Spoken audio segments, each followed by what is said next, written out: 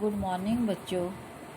तो बच्चों हमने कल श्रवण कुमार खंड काव्य के पार्ट 1 में हमने पढ़ा था कि श्रवण कुमार अपने अंधे माता पिता के साथ अयोध्या में सरयू तट पर एक आश्रम में रहा करते थे। अपने अंधे माता पिता की सेवा किया करते थे। तो उन्हीं से संबंधित प्रश्न आपको परीक्षा में पूछे जाते हैं, जिन्हें हम आज आपको बताएंगे। तो श्रवण कुमार खंड काव्य की कथा वस्तु का विवेचन कीजिए या श्रवण कुमार खंड काव्य की विशेषताओं पर प्रकाश डालिए। बच्चों, अथवा का मतलब होता है चाहे तो हम उसे करें या उसे करें, इनका दोनों का मतलब एक ही होता है।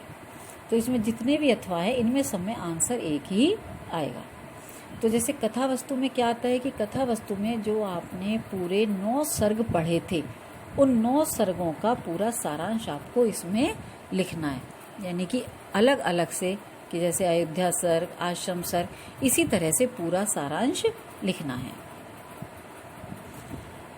कि श्रवण कुमार खंड काव्य में कथा वस्तु का सफल विन्यास हुआ है, स्पष्ट कीजिए। तो श्रवण कुमार, आपको सबसे पहले लिखना है कि श्रवण कुमार खंड काव्य के रचयिता कौन थे? डॉक्टर शिव बालक शुक्ल। तो कवि ने इस खंड काव्य की रचना का आधार भावात्मकता को बनाया है। तो इन्हीं सब बातों को लिखते हुए बच्चों हम इस पूरे क्वेश्चन को लिखेंगे कि उसमें भारतीय दर्शन के आदर्शों का वर्णन कवि ने इस खंड काव्य में किया है। यह जितनी भी अहिंसा, अस्तेय, शौच, संतोष, तप, प्रेम, संयम, कर्तव्य परायणता इत्यादि के पालन करने पर भी बल दिया है। जो श्रवण कुमार खंड काव्य है वह हमारी भारतीय संस्कृति के प्रति प्रेम और श्रद्धा का प्रतीक है। अब बच्चों, श्रवण कुमार खंड काव्य का उद्देश्य है कि लेखक इसके माध्यम से हमें क्या बताना चाहता है। तो डॉक्टर शिव बालक ने इस खंड काव्य की रचना इस प्रधान उद्देश्य से की है कि जिससे कि वह राष्ट्र को एक समृद्धशाली बना सकें, कि युवा पीढ़ी को विनम्रता, सेवा, त्याग, अहिंसा, प्रेम और मानवीय संवेदनाओं के प्रति उन्हें आकृष्ट होना चाहिए। तो बच्चों कि यह पूरा खंड काव्य बालकों के लिए प्रेरणा स्रोत है, यानी कि सभी बच्चों को प्रेरणा देने वाला है कि किस प्रकार से श्रवण कुमार ने अपने माता पिता की सेवा की, किस प्रकार से उन्होंने सेवा करते करते ही अपने प्राणों का भी त्याग कर दिया था। श्रवण कुमार, क्वेश्चन 4, श्रवण कुमार काव्य के अभिशाप सर्ग में करुण रस का सांगोपांग वर्णन है। इस कथन की समीक्षा कीजिए। तो बच्चों इसमें ये श्रवण कुमार खंड काव्य में जो अभिशाप सर्ग है, इसमें पूरा मार्मिकता का वर्णन है। इसमें क्या हुआ था कि जिस समय राजा दशरथ के द्वारा श्रवण कुमार को शब्द भेदी बाण लग जाता है और जब वे श्रवण कुमार से कहते हैं कि मेरे अंधे माता पिता प्यासे हैं, उन्हें आप जल पिला दीजिए, उनका वह करुण विलाप और दशरथ की आत्मगिलानी। तो ऐसा सोचते हुए जब जिस समय दशरथ उनके माता पिता के पास जाते हैं तो उनके पिता दशरथ को श्राप देते हैं कि पुत्र के शोक में श्रवण के माता पिता का अपना प्राण त्यागना, दशरथ का दुखी मन से अयोध्या वापस आना, ये सब एक किसी भी सहृदय पाठक के मन में करुणा का भाव जागृत हुए बिना नहीं रह सकता। तो बच्चों इन्हीं सब बातों को आपको इस सर्ग में लिखना है और इसीलिए अभिशाप सर्ग इस खंड काव्य का सबसे बड़ा और प्रधान सर्ग है कि जिसमें माता पिता का पुत्र के प्रति प्रेम अर्थात वात्सल्य रस और करुण रस का सुंदर समन्वय है। एक तो इस सर्ग की मुख्य विशेषता यह है कि इस सर्ग में करुण रस के सभी अंगों को स्वाभाविक रूप से व्यक्त किया गया है।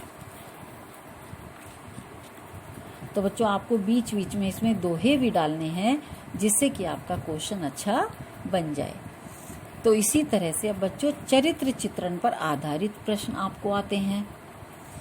तो चरित्र चित्रण पर आधारित प्रश्न हैं जैसे श्रवण कुमार खंड काव्य के आधार पर श्रवण कुमार का चरित्र चित्रण कीजिए, या बच्चों ऐसे भी आ जाता है कि श्रवण कुमार खंड काव्य के आधार पर नायक का चरित्रांकन कीजिए।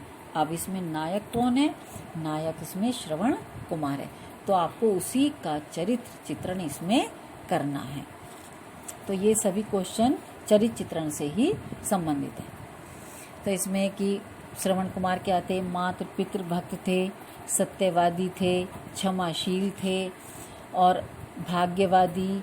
श्रवण कुमार आत्मसंतोषी, भारतीय संस्कृति का सच्चा प्रेमी। और इन्हीं सब बातों को आपको श्रवण कुमार के चरित्र चित्रण में लिखना है कि वही खंड काव्य का नायक है। अब श्रवण कुमार के आधार पर महाराज दशरथ का चरित्र चित्रण कीजिए, या फिर श्रवण कुमार खंड काव्य के अभिशाप सर्ग के आधार पर राजा दशरथ का चरित्र चित्रण कीजिए, या फिर श्रवण कुमार के पंचम यानी कि 5वां और 7वें सर्गों में दशरथ के अंतर्द्वंद यानी कि मनोभावों, मन के भावों पर प्रकाश डालिए कि पंचम सर्ग में क्या हुआ था कि पंचम सर्ग में जिस समय राजा दशरथ के द्वारा श्रवण कुमार को उनका शब्द भेदी बाण लग जाता है तब वे दुखी होते हैं, और अभिशाप सर्ग में कि उनके पिता के द्वारा उन्हें शाप मिलता है।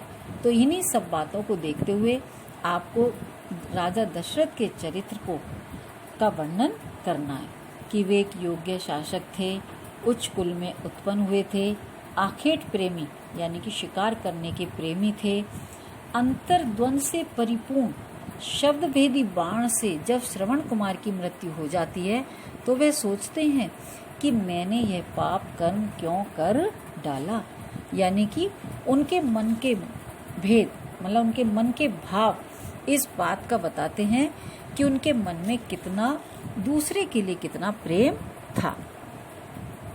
वे अत्यंत ही उदार थे कि जिस समय श्रवण कुमार के माता पिता के द्वारा उन्हें श्राप मिलता है तो वे चुपचाप उसे स्वीकार कर लेते हैं और किसी और को इसके बारे में नहीं बताते, चाहे वे पीड़ा उन्हें मन ही मन खटकती रहती है। कि वे विनम्र और दयालु थे, अहंकार उनमें लेश मात्र भी नहीं था कि जिस समय श्रवण कुमार को जब उनका बाण लगता है तो वे अत्यंत चिंतित हो उठते हैं और आत्मग्लानि से भर उठते हैं और उनके माता पिता के सामने अपना अपराध स्वीकार कर लेते हैं। तो ये सभी गुण राजा दशरथ के चरित्र महान गुणों से परिपूर्ण हैं। तो बच्चों आपको श्रवण कुमार के सभी क्वेश्चन अच्छे से समझ में आ गए होंगे, और यदि कुछ समझ में कुछ कठिनाई हो समझने में तो आप मुझसे लिखकर पूछ सकते हैं। धन्यवाद।